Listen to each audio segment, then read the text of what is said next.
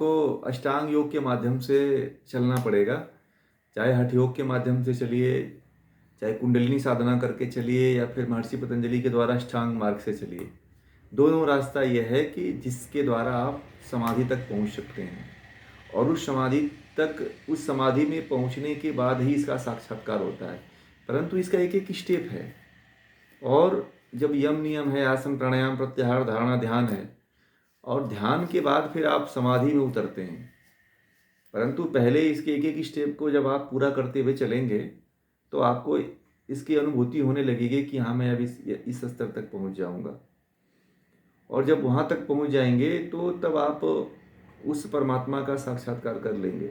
अब बहुत लोगों को लगता है कि भगवान श्री कृष्ण और अर्जुन जो अभी यह ज्ञान की बातें केवल वहाँ पे कर रहे हैं, तो क्या ये लोग साधक रहे होंगे कि नहीं रहे होंगे। तो देखिए, ये बिना साधक के व्यक्ति इस तरह की ज्ञान की बातें तो कोई करता नहीं है। भगवान श्री कृष्ण चाहे अर्जुन हो, ये लोग उच्च कोटि के साधक रहे हैं, क्योंकि 12 वर्ष तक भगवान श्री कृष्ण भी तप किए थे, और 12 वर्ष तक अर्जुन भी जंगल में रह करके तप किए थे। तो इन लोगों की साधनाएं रही हैं, और इन साधनाओं के द्वारा ही ये लोग इतने जो है समाधि तक, आत्मज्ञान तक और परमात्मा साक्षात्कार तक पहुंच पाए।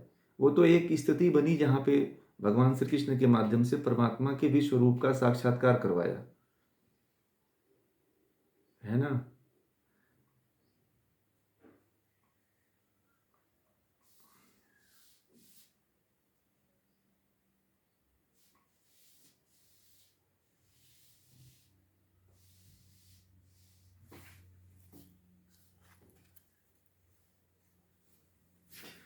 तभी आप मेंटेन कर सकते हैं। देखिए, ऐसा नहीं है कि इसमें कोई ज़्यादा बाधा है। देखिए, आप संसार में हो, गृहस्थ जीवन में हो, तो इसको भी पूरा करके चलना है।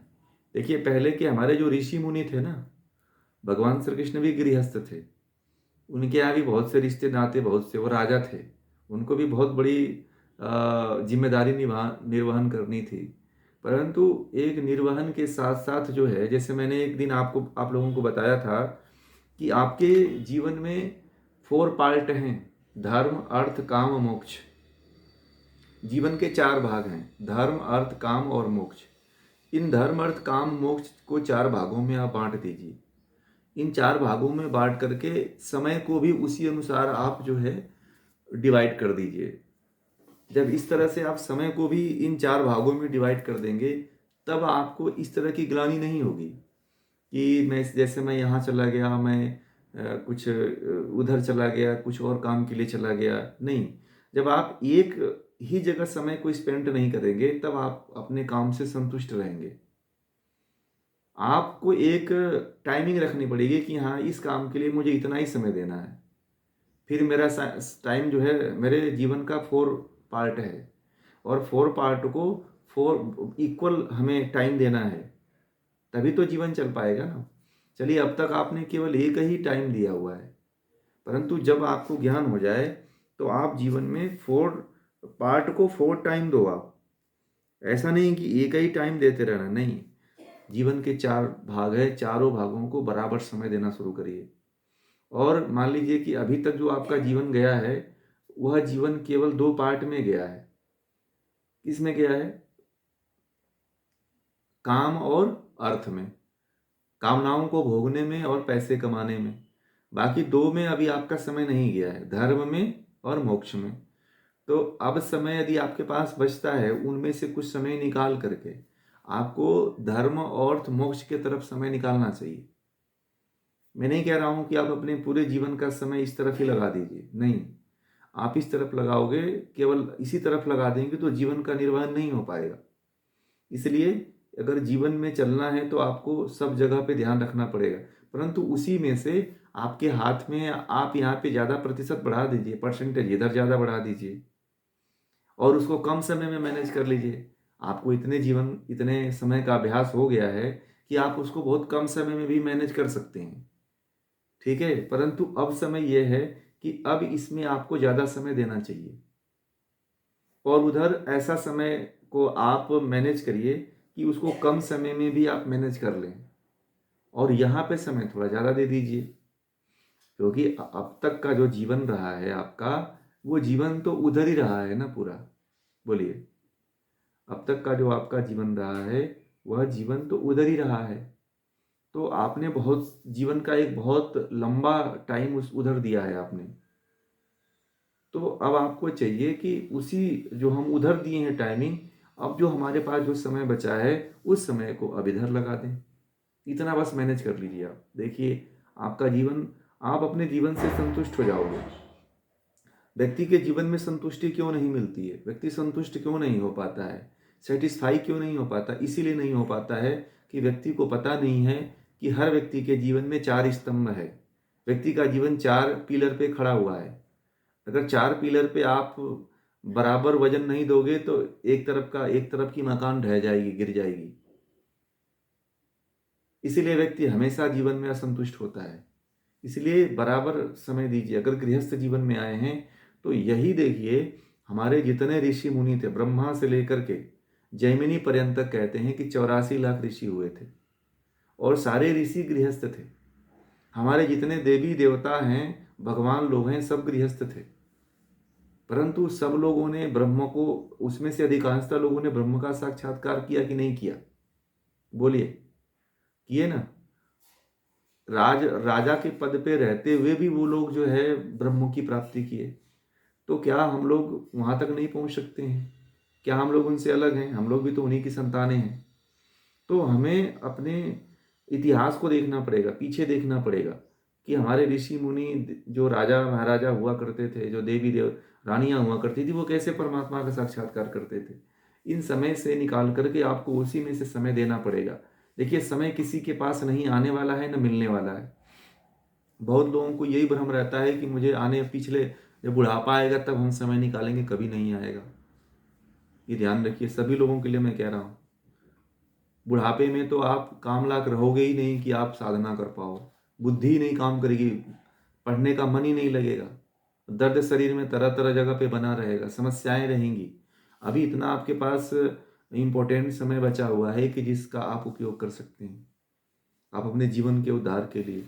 एक समय, एक स्थान होना चाहिए जहाँ पे आप रुक करके, ठहर करके, जहाँ पे कुछ दिन बिता करके साधना करिए। फिर कुछ दिन जो है आप जो है अपने परिवार और समाज को देख लीजिए। तो ऐसे जीवन को बांटिए, ऐसे देखने का प्रयास करिए। जीवन को जब इस तरह से चलाएंगे तो सब कुछ मैनेज हो जाएगा। मैं सभी के लिए बोल रहा हूँ। ऐसे आप कहेंगे कि हमारे पास अभी तो बाल बच्चे हैं, परिवार है, ये है, वो है, तो ये सब होने के बाद आपको कुछ मिलना तो है नहीं। ठीक है। और जब समय चला जाएगा तो उस समय और कुछ नहीं मिलेगा। फिर शरीर भी साथ नहीं देगी। अभी तो शरीर है। ठीक है। एक बात बताऊं मैं अभी वृतांत पढ़ रहा था। एक आर्मी मैन था, वो अपनी वृतांत लिखा हुआ है। मैं अभी पढ़ रहा था कहीं पे। तो वो अपनी वृतांत में ऐसा लिखा हुआ है कि मैं मैं 60 साल का था तो रनिंग करता था, खूब दौड़ता था। और मैं जो बूढ़े लोग हैं उनको देख के कहता था कि ये मेहनत करते ही नहीं हैं, और देखो ये पड़ गए। ये हमारी तरह ना दौड़ते हैं, ना हमारी तरह कुछ करते हैं। ये लोग बस, इनको कुछ काम धाम है नहीं, बिस्तर पे पड़े रहते हैं। तो वह भी उनको देख करके ऐसे ही बोल दिया एक दिन। और अचानक ऐसा हुआ कि उसका 65 साल के बाद जो है उसका चलना फिरना अचानक रुक गया।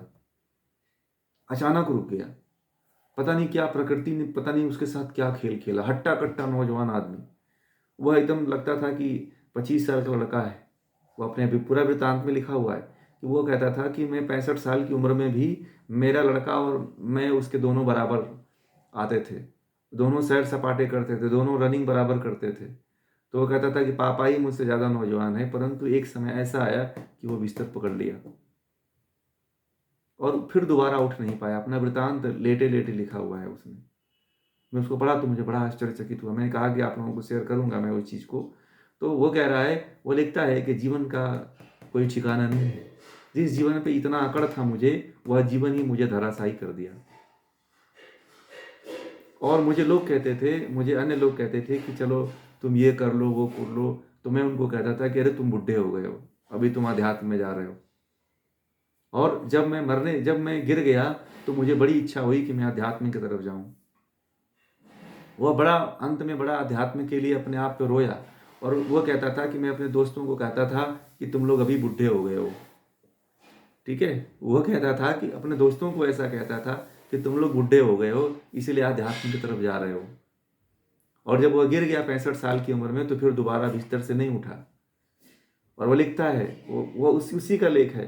वो लिखता है कि मुझे बड़ा आत्मग्लानि हुई अपने जीवन में, और अपने दोस्तों के कथन पे मुझे प्रायश्चित था कि मैं अपने जीवन में जो करना चाहता था, अध्यात्म में जाना चाहता था, ज्ञान को प्राप्त करना चाहता था, कुछ जानना चाहता था, अध्यात्म में साधना करना चाहता था, वो मैं नहीं कर पाया।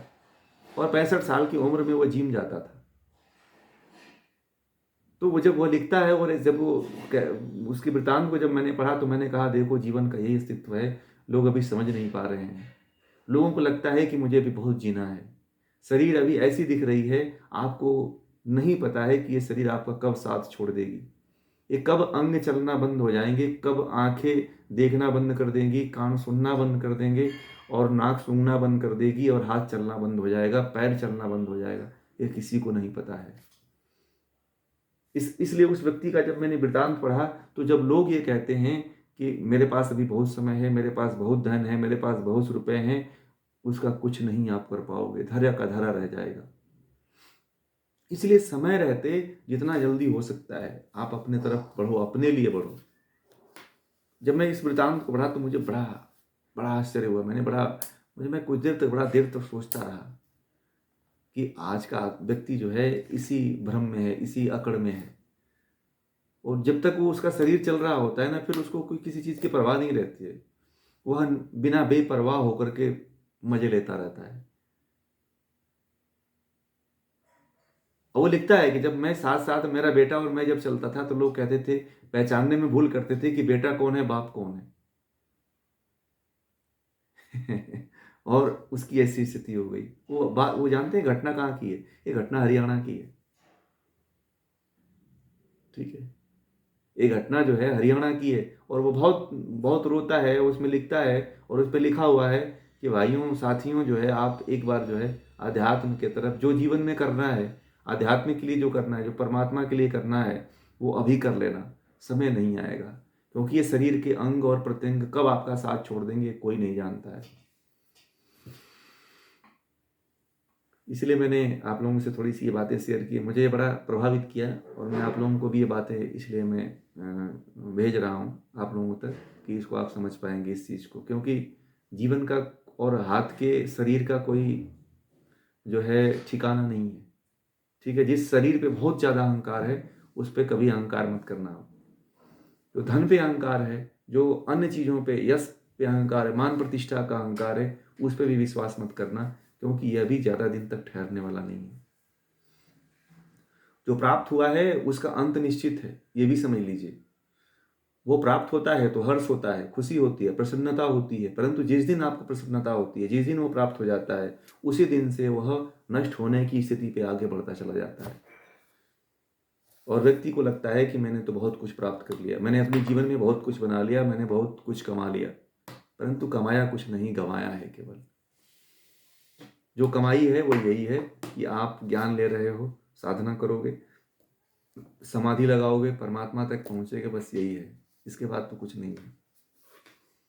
ठीक है, जो व्यक्ति समझता है कि मैं तो अपने जीवन को बड़ा मजे से जिया, मैंने अपने जीवन में सारे सुख को भोगा, सब सब सारे सुख का आनंद लिया, वो भ्रम में है। उसने कुछ नहीं प्राप्त किया। उसकी असली कमाई तो अब शुरू हो रही है। जो व्यक्ति, आप लोगों की जो 24 घंटा का समय, जो आप लोग 24 घंटे में जो आप लोग 22 घंटे या 23 घंटे जो समय आप लगाते हो, उसका कहीं काम नहीं आता है। परंतु जो आप एक दो घंटे का ये जो सत्संग कर ले रहे हो ना, ये आपके जीवन की पूरी कमाई है। वो कमाई की कोई वैल्यू नहीं होती है, क्योंकि पशु भी अपना जीवन जी रहा है, वो भी बच्चा पैदा करता है, और वो भी अपने बच्चे को दूध पिलाता है, चारा खिलाता है, वो भी कर रहा है। तो आप उसके और कर्म में, हमारे कर्म में कोई विशेष फर्क नहीं है, परंतु हमारे पास एक विशेष बुद्धि है। उस बुद्धि के द्वारा हम चाहें तो नरक में जा सकते हैं, और उस बुद्धि के द्वारा चाहें तो हम परमात्मा को भी प्राप्त कर सकते हैं। जानवर में हमारे में बस एक यही अंतर है। परमात्मा ने एक ही अंतर कर दिया, जानवरों के अंदर, पशुओं के अंदर बुद्धिहीन कर दिया, उनको मननहीन कर दिया। वो चिंतन नहीं कर सकते, निर्णय नहीं ले सकते हैं। परंतु आपके अंदर परमात्मा ने संकल्प, विकल्प यानी कि मन को दे दिया, और बुद्धि यानी अर्थात निर्णय लेने की पावर दे दिया आपके अंदर। तो आप इसलिए जानवरों से श्रेष्ठ हो। और ये चीज़ प्राप्त होकर के भी यदि आप न परमात्मा को प्राप्त कर पाते हैं, न ईश्वर को प्राप्त करते हैं, तो फिर आप जीवन का अपमान कर रहे हैं, जीवन को आप तिरस्कृत कर रहे हैं, जीवन का आप फायदा नहीं उठा पा रहे हैं। ठीक है ना?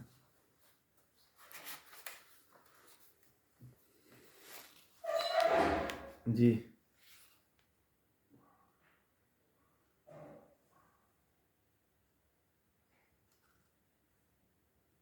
नहीं, साइलेंट नहीं, मन का साइलेंट नहीं। परमात्मा की समाधि का मतलब होता है केवल परमात्मा का ही चिंतन चलता रहता है, कि ओनली परमात्मा, और उसमें आनंद की अनुभूति होने लगती है। साइलेंट कुछ नहीं होता है, न विचार साइलेंट होते हैं। विचार किसके होते हैं? केवल सात्विक विचार। ठीक है, सात्विक विचार वो केवल परमात्मा के, केवल आत्मा और परमात्मा रह जाता है, केवल परमात्मा का ही चिंतन रहता है, बाकी सब कुछ मिट जाता है। कर्म और कर्मों के संस्कार सब कुछ नष्ट हो जाता है। केवल समाधि में केवल आप और आत्मा और परमात्मा रह जाती है। आत्मा जो है परमात्मा के आनंद को अनुभूत करने लगती है।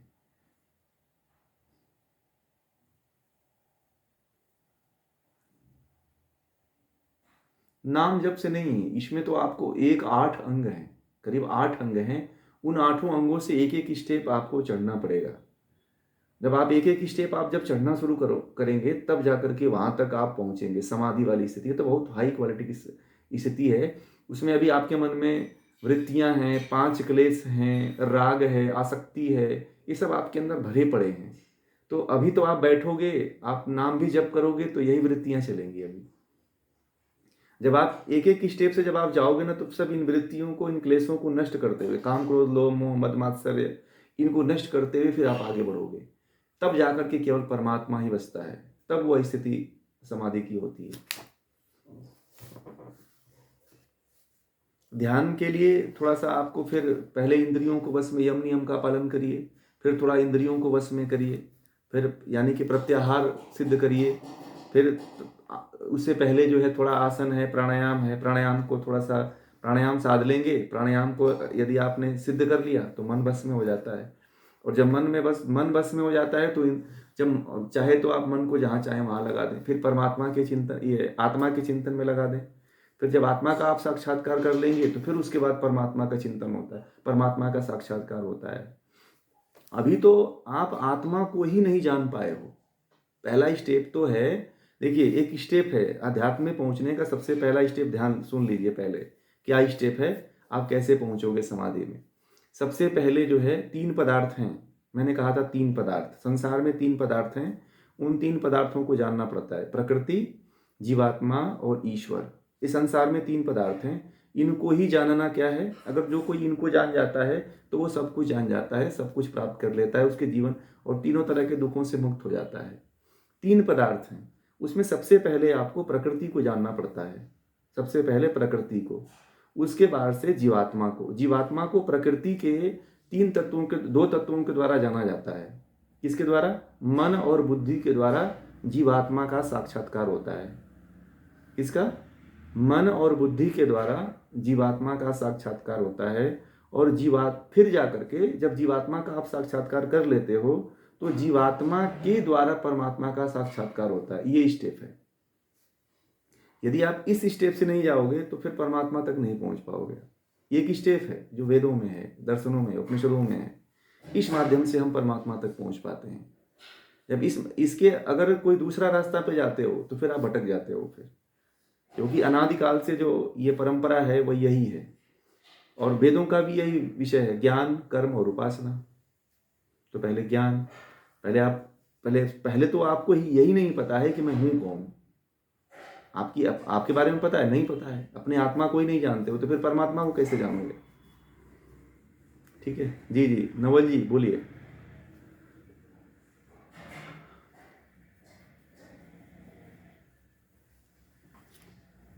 लेकिन का है जरेंड नवल नवल नवल, आपने हैंड रेज किया है। नवल,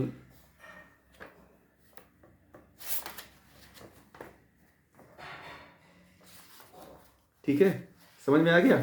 चारू जी,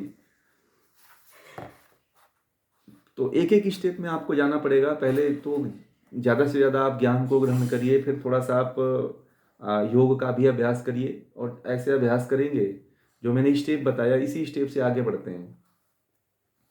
और जब योग दर्शन पढ़ाएंगे तो आप उस समय ज़रूर पढ़ना। योग दर्शन, सांख्य दर्शन, ये बहुत महत्वपूर्ण दर्शन होते हैं। इनको पढ़ने के बाद फिर आप बहुत कुछ जान जाते हो। जो भ्रम है, जो संसार में जो भ्रम फैला हुआ है, जो लोगों ने फैला रखा है, वो फिर उसका भी साक्षात्कार हो जाता है पूरा का पूरा। फिर आप आध्यात्म में आगे ही बढ़ते चले जाते हो। ठीक है।